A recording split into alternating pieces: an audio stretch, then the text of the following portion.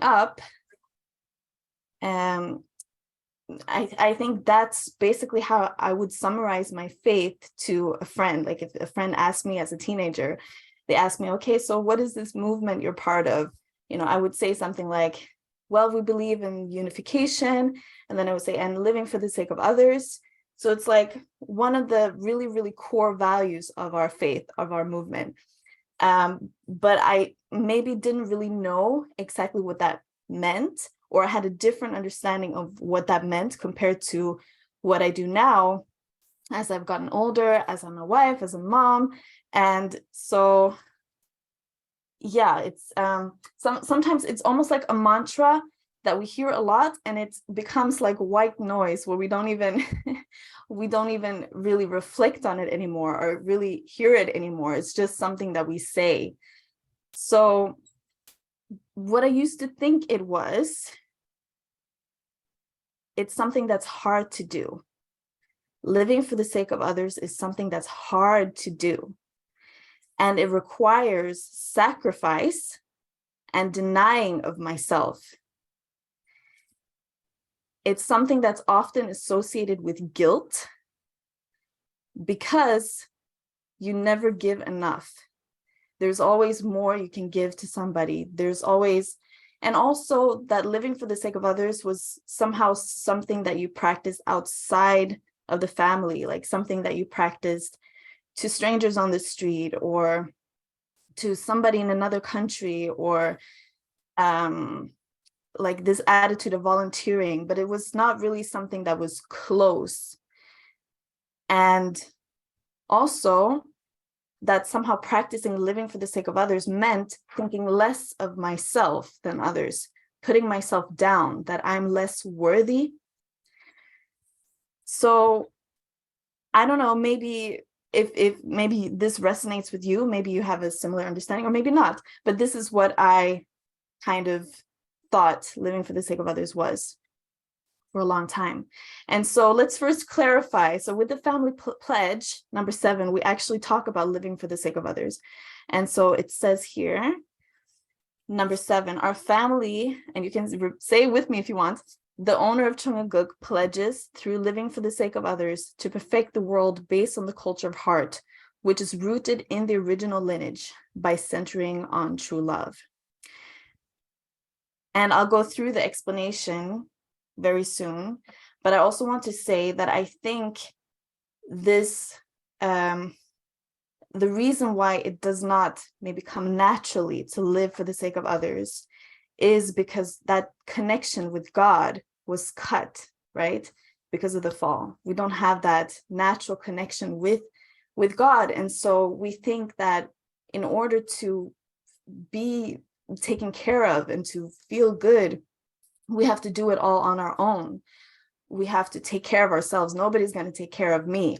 I have to take care of myself. So it's this kind of hard shell that we built around our hearts, built around our way of being, that makes living for the sake of others not natural. Even though, even just coming into this world as a baby, we're not born because we're like,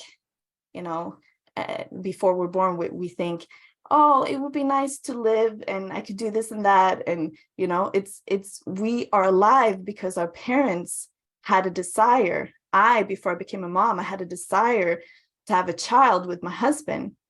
And so then my children came into this world, right? So they are living for me. I mean, so the fact that we exist and how we come into the world, we are living for the sake of another.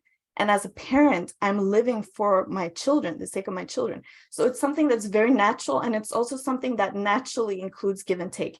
But let's get into the explanation here of the family pledge as well. Okay, so your father says here in the explanation, the original lineage is the God-centered lineage. When we are rooted in that original lineage, we want to live for the sake of others. And then we can build the world based on the culture of heart. Our calling is to pass on a pure lineage that will last for thousands of generations. The fall, which a man and woman committed in one careless moment, created a world that no one desired in both the spiritual and physical realms. You should not be able to exercise dominion over love. You should not act carelessly. Our task is to build a world based on the culture of heart, where people live for the sake of others. The culture of heart is based on God's love. We are pursuing the world of original culture. In this world, nothing is disconnected from true love. People who live for the sake of others will not perish. Moreover, people who live for the sake of others are continually coached from the spirit world. The spirit world constantly connects them to new things. Since they connect to new things, they inevitably gain fame and become known throughout the world. What is the way to unite and become the starting point of peace? It is by living for the sake of others. God established this principle not only for himself, but also for true people. By living for the sake of others, true love can emerge. By living for the sake of others, the true ideal, true peace, and true happiness can also emerge. They cannot be found apart from that. This principle is the root of the creation of heaven and earth. Right, so that's it, right? So it's something that God really desires for us. I mean, it's such a natural part of life. I spoke about parents and how we come into this world, but if we take it a step further, the reason why God created us in the first place as humans was because he wanted to experience joy. So also that means that just by existing, we should be at least living for the sake of God, living for the sake of another. So what living for the sake of others actually is, it's our natural state of being. When we embody this, everybody wins, including ourselves. So what I was saying, contrary to living for the sake of others, living for the sake of myself, it's like your world becomes small. You're thinking of yourself. What are my needs? What do I want right now? What are my desires? But we actually want give and take. We actually want love from others. And so when we put our focus on others, then we also receive love back. So it's like we win. We actually get what we want too. It's a natural process of give and take, right? And also, I can only live for others when I know my own value. You know, I'm sure you've heard of the analogy of filling your cup, because you can't pour from an empty cup.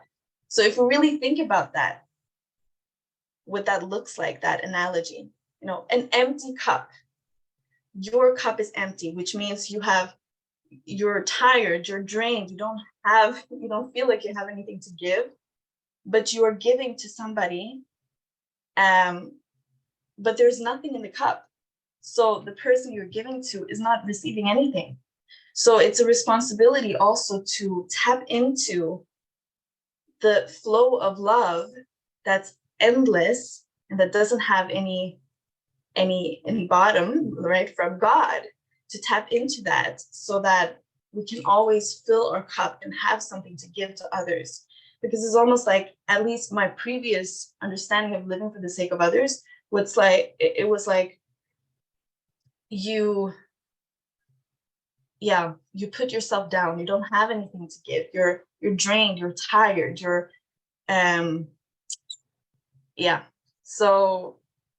so you can only live for others when you actually know that you have something to give. And I'll get more into that. So I've also been reflecting on my experience on OLT, which is a leadership training program in our movement. And I was there when I was 19 and 20. And so it's in Australia, right, in Oceania. And we ended up going to, like here in the picture, I went to Solomon Islands and also Vanuatu. And I had a really special moment when I was there that changed a lot of things for me, because I always saw myself as somebody who's shy and quiet, and, you know, I would avoid public speaking at all costs, pretty much, because it was uncomfortable and because my voice would shake and I would tear up and I would feel judged by others. And it was just not a nice place to be. And so I didn't like it, right? But on OLT, there was this one particular moment where we were creating a workshop a New Year's workshop for some people. We were giving out leaflets and people were coming to our 2-day workshop. And so I had a part, I had to speak, right? I had to deliver. And I was really nervous prior to that. But then something happened inside me, something shifted where I really wanted to deliver this content. I knew that it would be of value to the participants, and I really wanted to give them something of value. I really wanted to lift them up. I wanted to help them. I wanted to inspire them into the new year. And so because my focus shifted, I made that decision. I didn't know it, that I was making a decision, but it is a decision to put my focus on them instead of what I was feeling, which was nervous and scared and, all of those things. And I was able to deliver a really good workshop, right? The part that I had. And so from that moment, I realized there is that tool, there's that switch I can make of shifting my focus from myself to somebody else. And then everybody wins. I feel good because I've given something of value to somebody else. They feel good because they're inspired,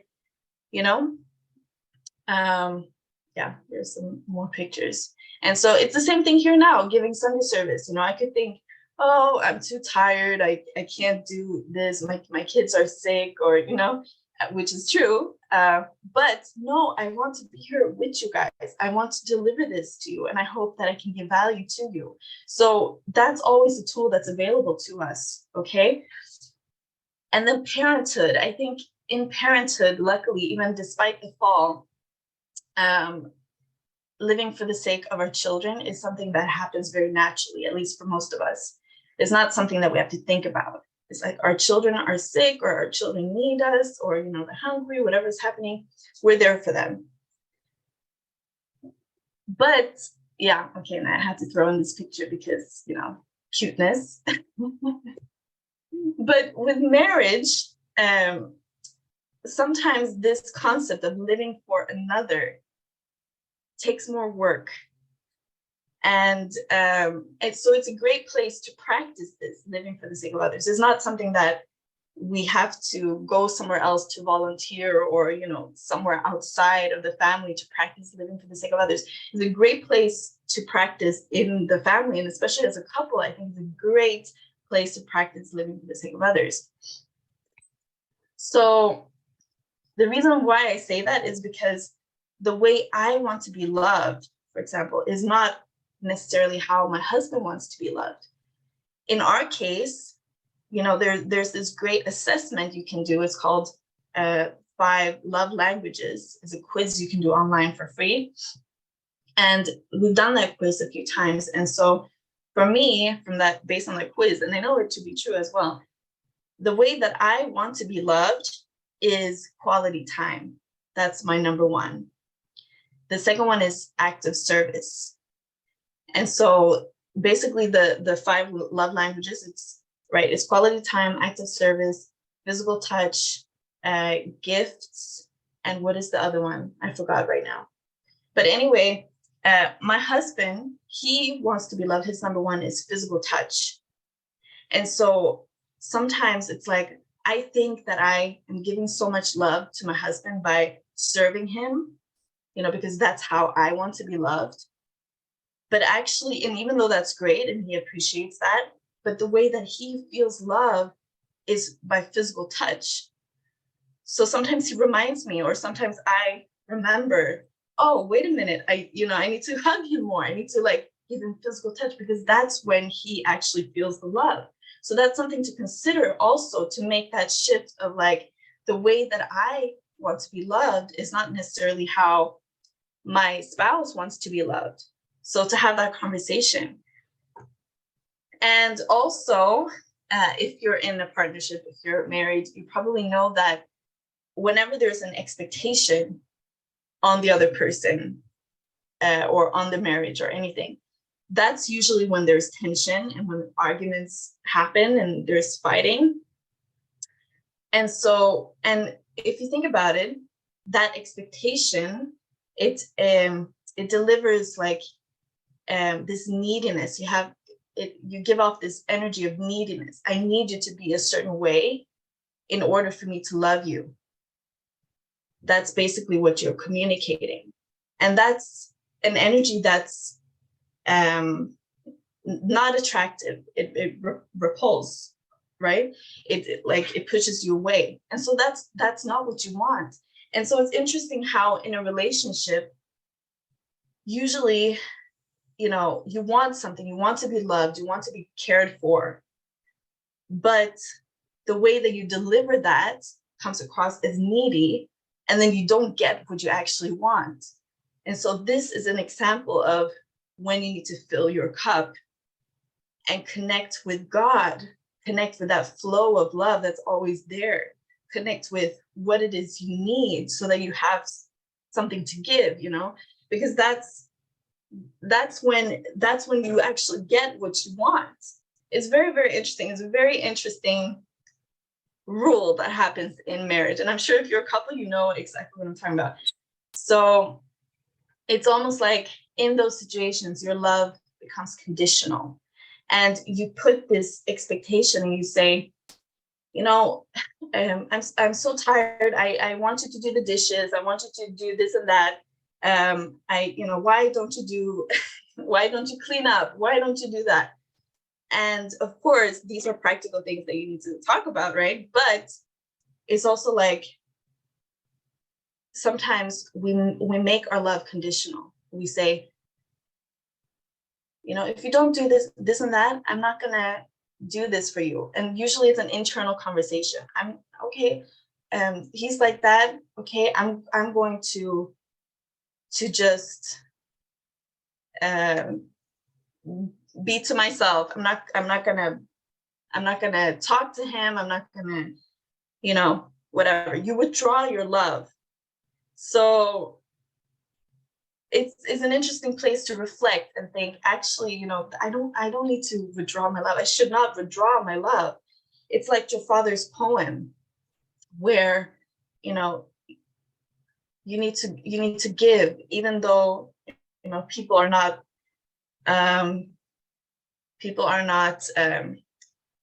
showing the best side. I can't think of the poem exactly right now, but it's the essence of the poem is to give again, to continue to give, to stay connected with God's love, to continue to give, because that's where we have something to give from. You understand?